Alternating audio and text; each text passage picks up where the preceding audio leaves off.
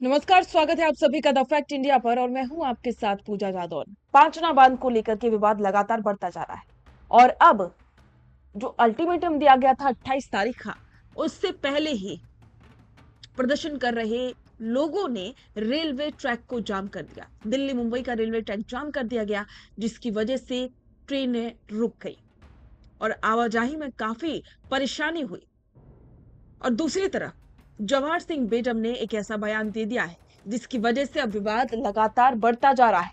तो चलिए आपको बताते हैं कि इस मामले में अब क्या चल रहा है और अब ये जो आंदोलन है वो उग्र रूप लेता जा रहा है। इसका जिम्मेदार कौन होगा? पहले बात करते हैं उस हंगामे की जिसने रेलवे प्रशासन के होश उड़ा दी। पांचना बांध का पानी नहरों में छोड़ने की मांग को लेकर के खंडीप रेलवे स्टेशन के पास सैकड़ों ग्रामीण और युवा पटरियों पर उतर आए।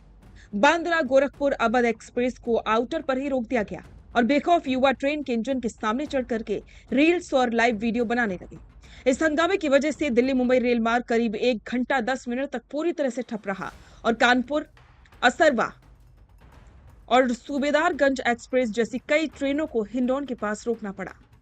इस भारी तनाव के बीच करौली पहुंचे गृह राज्य मंत्री जवाहर सिंह बेगम ने इस पूरे विवाद की इनसाइड स्टोरी सामने रखी है। मंत्री बेगम ने मीडिया से बातचीत में साफ कहा कि पांचना बांध विवाद से जुड़े मुख्य रूप से 3 पक्ष हैं। पहला पक्ष गंभीर नदी के प्राकृतिक बहाव को बनाए रखने की मांग कर रहा है। दूसरा पक्ष बांध क्षेत्र के आसपास बसे उन गांव का है जो अपने उपयोग के लिए पर्याप्त पानी चाहते हैं और तीसरा पक्ष कमांड एरिया के वो किसान हैं जिन्हें सिंचाई के लिए पानी की सख्त जरूरत है। मंत्री बेगम ने भरोसा दिलाया कि तीनों ही पक्ष किसान समुदाय से जुड़े हैं और भजनलाल सरकार पूरी गंभीरता से सभी पक्षों से बातचीत कर रही।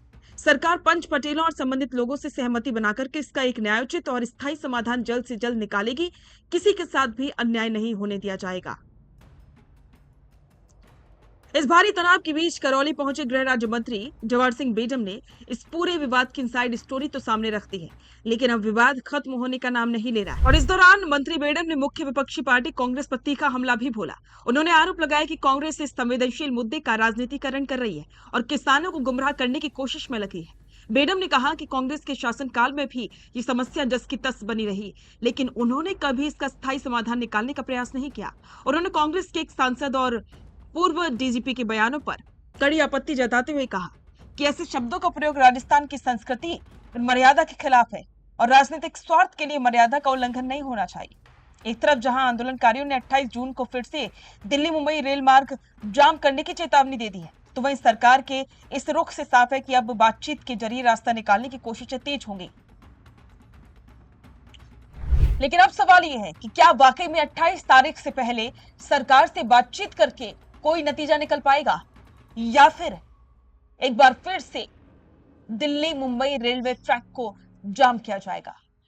तो ऐसी तमाम अपडेट के लिए बने रहें द फैक्ट इंडिया के साथ और साथ ही इस खबर पर अपने विचार कमेंट बॉक्स में जरूर साझा करें। रुकिए और जरा ध्यान से सुनिए। क्या आप हमारी इन खबरों से अपने व्यापार को भी बढ़ाना चाहते हैं? तो आप भी खबरों के दौरान इस तरह के एलिमेंट्स पर अपना विज्ञापन दे सकते हैं या फिर ऐसे खबर के 1 मिनट बाद अपना पूरा विज्ञापन डलवाएं, जो कि 8 लाख से ज्यादा सब्सक्राइबर्स और फॉलोअर्स वाले द फैक्ट इंडिया चैनल्स और पेजेस से राजस्थान के कोने कोने में पहुंचेगा और इससे आपका व्यापार, ब्रांड सब कुछ बढ़ेगा।